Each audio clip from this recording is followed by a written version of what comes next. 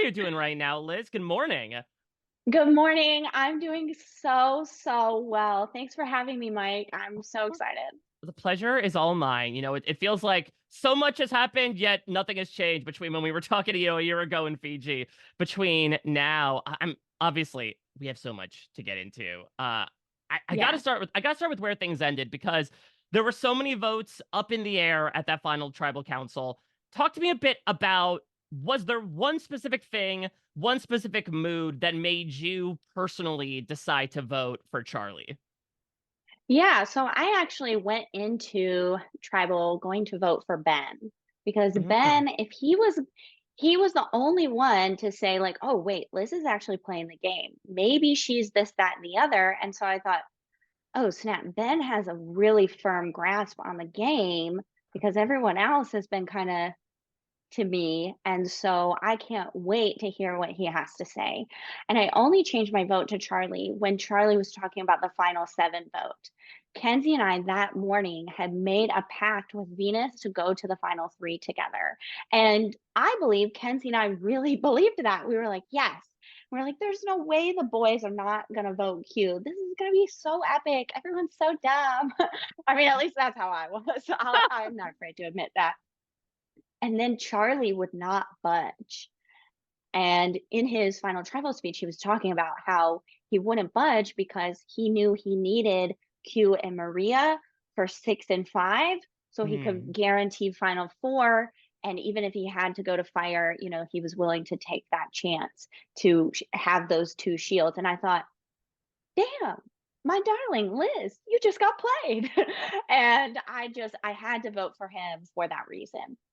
So we got to rewind a day because when we talk about final tribal council scenarios, of course, you talk both in confessional and openly at tribal council about how you felt like you were the odds on favorite. And look, we saw the reaction seemingly of the jury in that moment. So talk me through though. Let's put you back in that scenario. If you make the final three, what do you think now, especially in retrospect, your chances were of winning that money?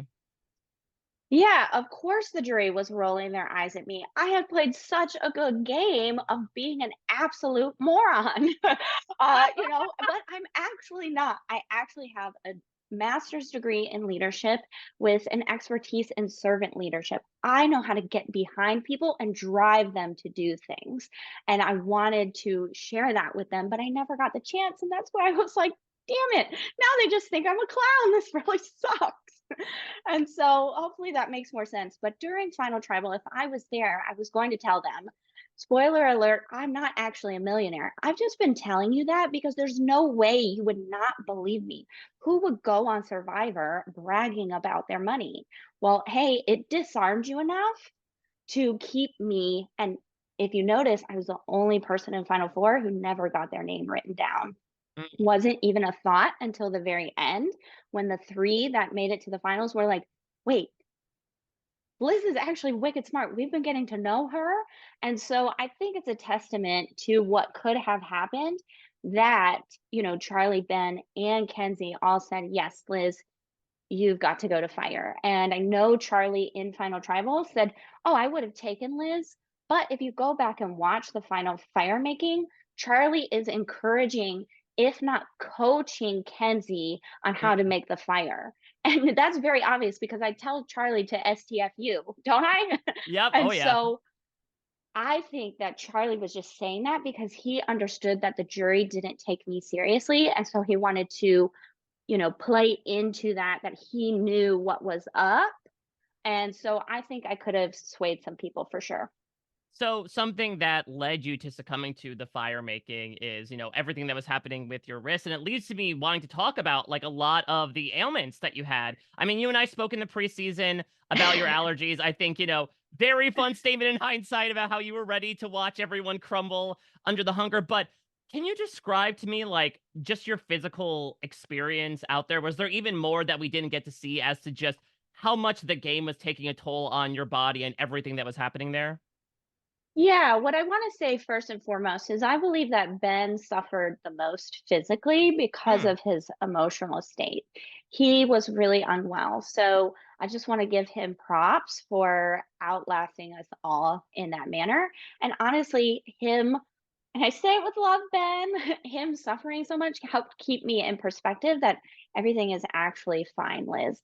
And yes, of course, you guys saw me explode, right? And so it seemed like I was out of control, but if you watch it back, you can see, yeah, I lost it and then I got it back very quickly. A lot of people towards the end it was the slow sort of demise of their physical being.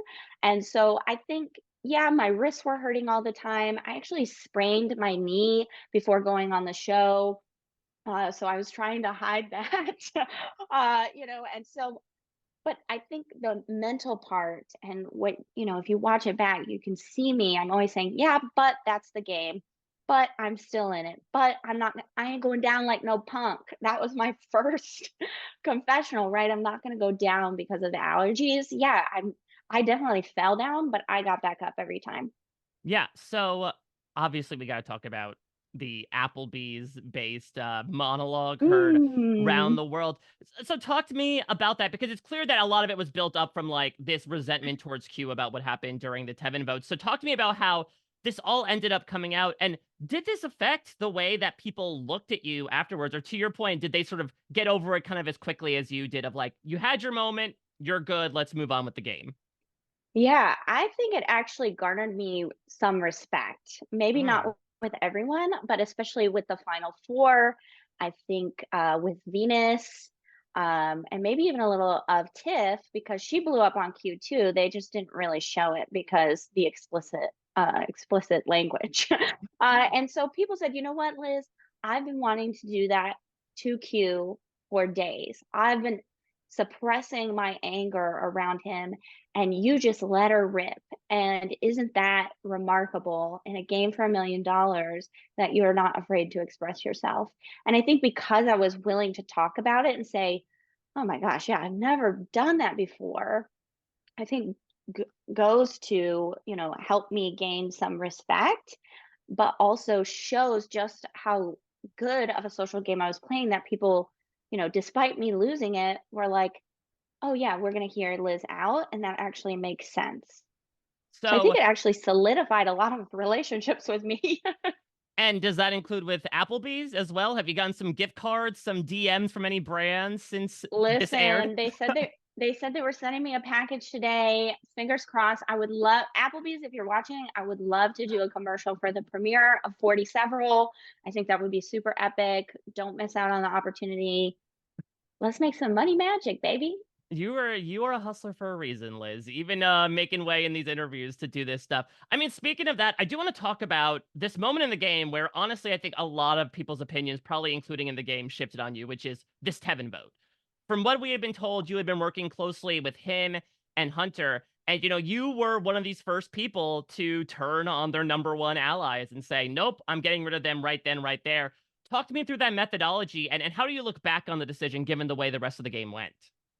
Yeah, something that I said in the after show about, everything I did was really intentional. I intentionally was bragging so you would think I was a little strange, right? And I intentionally got rid of Tevin very early. Hunter actually told me, Liz, it's too early. I listen to a lot of Tyson podcasts and he says, don't cut your number one too early. And I said, I'm sorry. And I love Tyson. He's my favorite player, but he doesn't know how to play a 26-day game. And we only have 10 days left. And so he got to go. And so looking back, I loved that vote. I think it was very intentional. And also during this like new merge phase, I noticed that Tevin and Hunter were talking a lot to Charlie and Maria and Q. And anytime I would say, oh, well, I'll go tell them, especially Tevin would say, no, no, I got it, Liz. You just rest. So number one, I knew he was thinking of me as just a number. Mm. And number two, he was intentionally, well, in my mind, intentionally keeping me. So he's having closer relationships already. So he's got to go. So I actually went to the Sega three, we'll call them Charlie, Maria, Ben. And I went up to Tiff and I said, if you help me drive this vote, if you let me be in the front of the bus, I'm gonna get in the back of the bus tomorrow, and I promise whatever you wanna do, I will do. I will be, I think Ben said a goat for the vote. And so that was something I wanted to bring to Final Tribal and say, actually, I fulfilled all my promises. The only reason I wasn't trying to drive more votes was because I promised you, and you that I wouldn't, and I did that. Last thing I want to ask is your daughter, Chelsea, dared you to be on Survivor. After watching it back, are you going to reverse it? Are you going to be like, wait until you turn 18 and then get on the show? What has your family's response been to watching, especially considering how open, again, you were about showing your full self in so many ways in this game? Yeah, I would love to see Chelsea play. I think she would be similar but different. She's got a lot of spunk.